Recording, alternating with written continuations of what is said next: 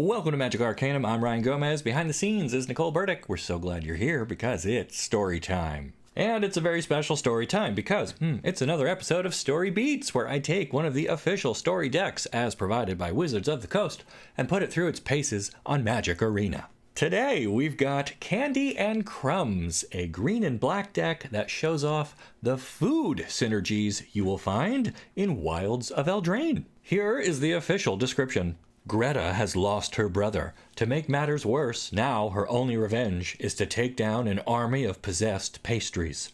Join Greta as she fights against the sugary front. This deck loves to sacrifice food tokens using Greta, Sweettooth Scourge, and Sir Ginger, the meal ender, to grow more powerful with every morsel. Use the new bargain mechanic to make your spells even stronger. The notable cards here are Greta, Sir Ginger, and Back for Seconds, which is a sorcery that can return either of our heroes to the battlefield if we're willing to bargain for it. So that's the game plan. Here is the rest of the deck. So as promised, we have lots of ways to make food, and then we have Welcome to Sweettooth, a saga with a huge payoff if we have a well-stocked cupboard. Tough Cookie is also very dangerous because he can animate our food tokens into real threats, and the Gumdrop Poisoners provide life gain and removal on reasonably sized bodies. Overall, I really like the look of this one. It's got a good strategy, it has multiple ways to use food, even if we just have to eat some of our food to buy time against an aggressive deck, it still works. As for telling a story, well, Greta is a riff on Hansel and Gretel, only in this version, her brother was killed by a witch, and now she's out for revenge. None of this happens in the main story for Wilds of Eldraine, but the food cards are very visible across the whole set, so I know a lot of people have been curious about what's going on here. And basically, yeah, Greta just returns to Sweettooth to challenge the witch who killed and presumably ate her brother, and while she's smashing all of the candy monsters and everything, she finds another kid trapped inside Jello, and she rescues him, sparing him the fate that befell her own brother. So nice bit of closure there. But will our version also have a sweet ending, or are things about to get sour for Greta and Sir Ginger? Let's find out in today's Story Beats. All right, here we go. First game with Candy and Crumbs. We've only got 2 forests and a bunch of black cards, but we do have Candy Trail and Tough Cookie, so I guess we got stuff to do. I think this is worth keeping, though I might regret it. All right, and we are on the play, so we will lead off with that Candy Trail, which is a cool artifact. When it enters the battlefield, we get to scry 2. We're not going to be able to play either of those, so they go to the bottom. All right, and then we can pay 2 and sacrifice it, gain 3 life, and draw a card, so it's like superfood, man. That's pretty cool. We're going to drop Tough Cookie here, though. Opponent opened with a Shipwreck Marsh, so they're on blue and black. Gotta watch out for those counter spells and removal. Oh my gosh, opponent is on a Grixis, a 3-color. They got red as well. What are they doing? Shieldred's Edict makes us give up our Tough Cookie. That's a real shame.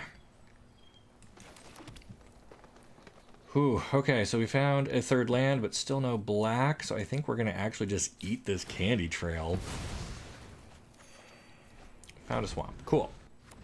So I'm sure someone's going to point out I probably should have, if I was going to draw the card, I should have done it before playing the forest, so I could have played the swamp. Opponent has Rona. Very nice. And we find another swamp. Okay. So we could back for seconds to get our Tough Cookie back. I don't think that's particularly worth doing here. Sweettooth Witch matches up pretty good against Rona.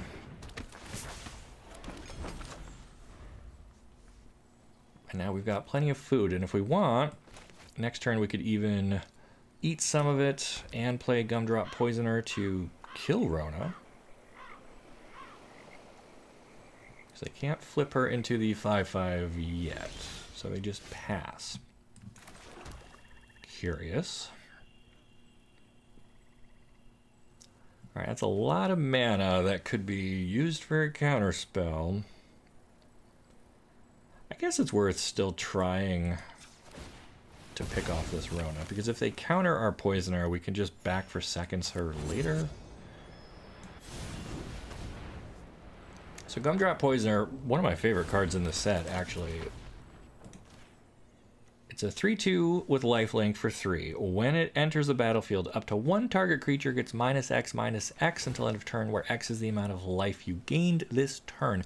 And it also has an adventure. It's an instant for a single black that just makes a food token. So you could stagger those out, or if you have other food, or if you have other lifelink creatures, or whatever. Lots of ways to have this enter the battlefield and give something -3, -6, whatever.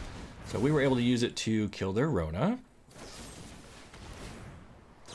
And then they do a, wow, galvanic iteration to double up their Go for the Throat and wipe our board. Very tidy, but we've still got back for seconds.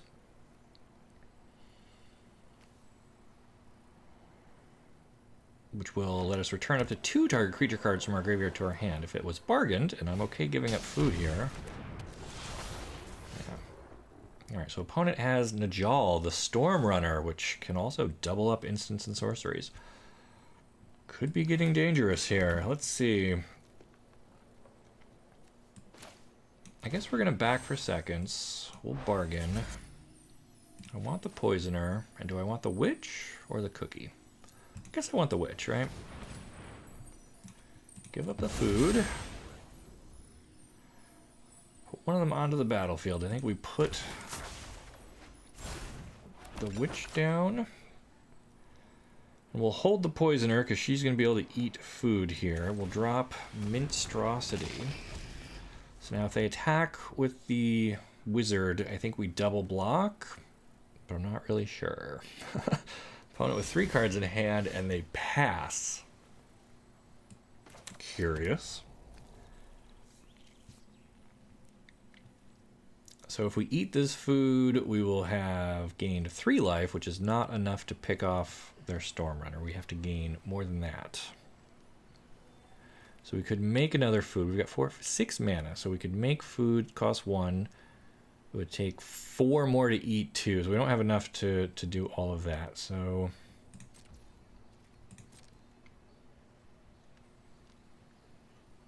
what is the play here? I guess we'll just try attacking with the Minstrosity and see if they take that. Okay.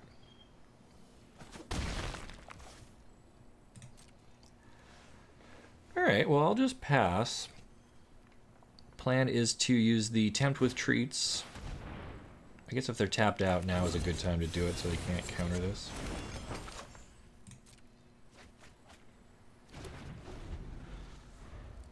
And now next turn we'll have 7 mana. That should be enough to eat both of these and then play the Poisoner if we want to. But they have a very big grip of cards now. Nope, they are. Okay, so they are attacking. And if they pay 2, they get to double up the next instant or sorcery that they cast. Alright, what's it going to be, opponent? What are you getting 2 copies of? Another iteration, so they're going to have double iteration and iteration doubles, whatever comes after it.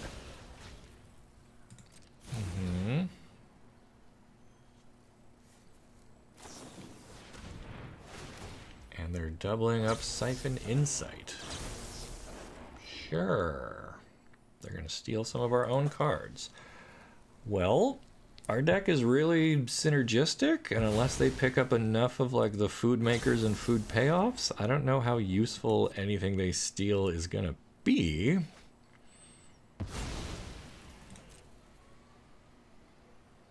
I also appreciate them completely tapping out, because now I can definitely play my Poisoner and kill this guy.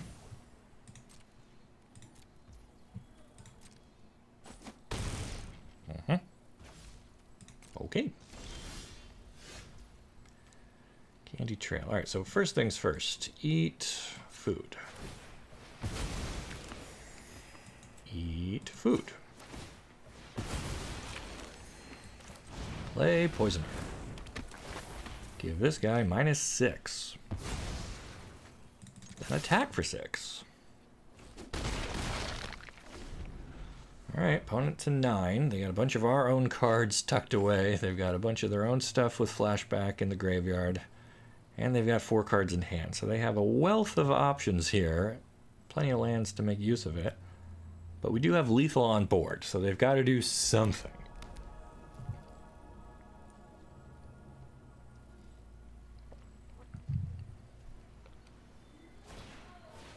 Okay, opponent uses one of our own monstrosities against us. That's fine.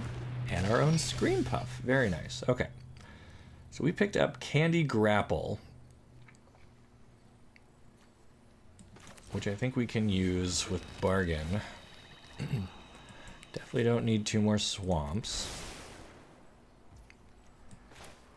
So we will Candy Grapple, Bargain to kill Scream Puff. We get to give something -5/-5 if we give up an artifact, enchantment, or token. Alright. Now I guess we attack. They're probably going to block and trade Monstrosity against the Poisoner. This will put them down to just 3. Didn't have enough to animate the cottage, right? That needs 4. Okay. Alright, so they're going to get to make a food token. And I guess we take this opportunity to just return Poisoner and Tough Cookie. I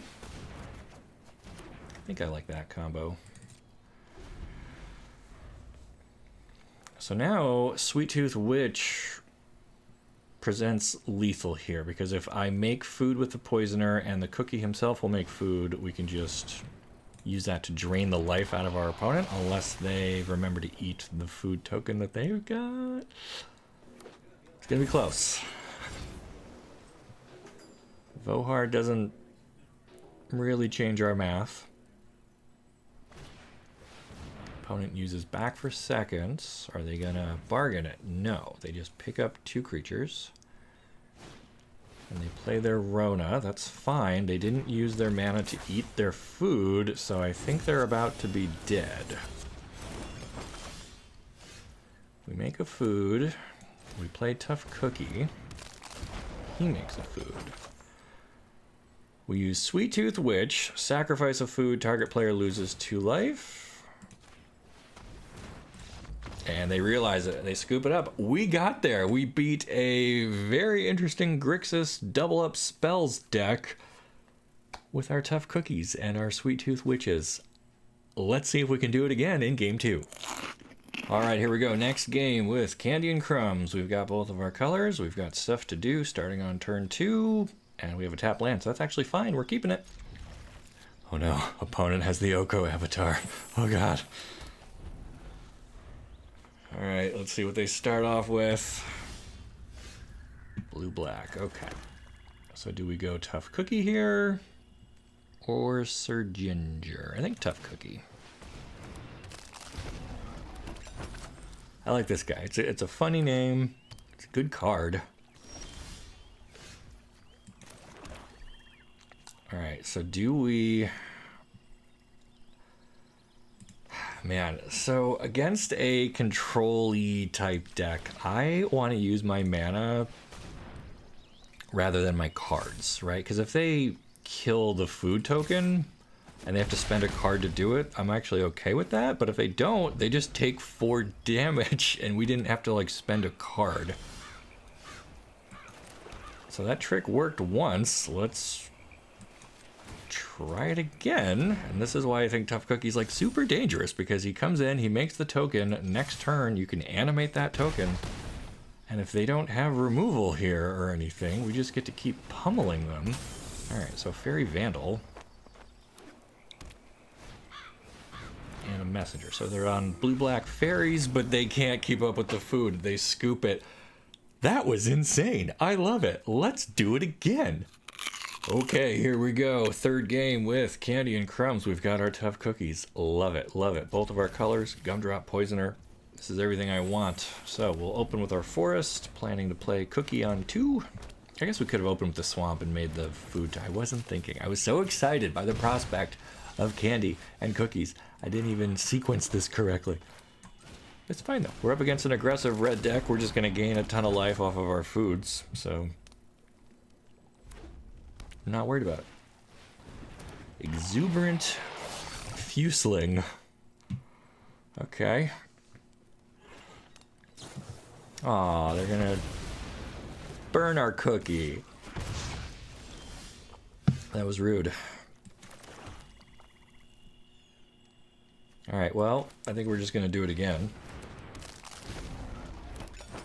And we'll even make extra food with the poisoner this time.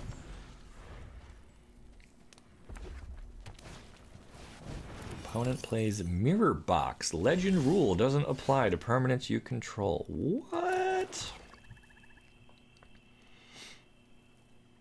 Alright, so what is the play here? Animate food, play Sir Ginger and eat food and make her bigger.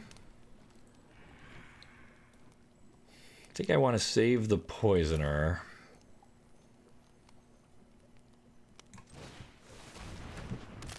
Just in case they do play some weird legend that we need to, like, kill.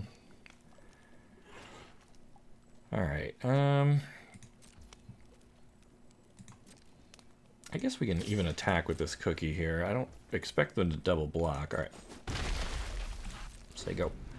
So Sir Ginger, she's not really part of the story. She's just a cool character who's made out of food. And they suit up their Fusling with the rabbit battery. Interesting. And play another mirror box. So Ginger's a 3/1. Whenever another artifact we control is put into a graveyard, put a 1/1 counter on her and scry. So we're gonna eat a food. Which puts an artifact in the graveyard. She gets bigger. We get Welcome to Sweettooth. That's perfect. Maybe not perfect. Maybe another land there would have been better, actually. So we'll play that, make yet another food token.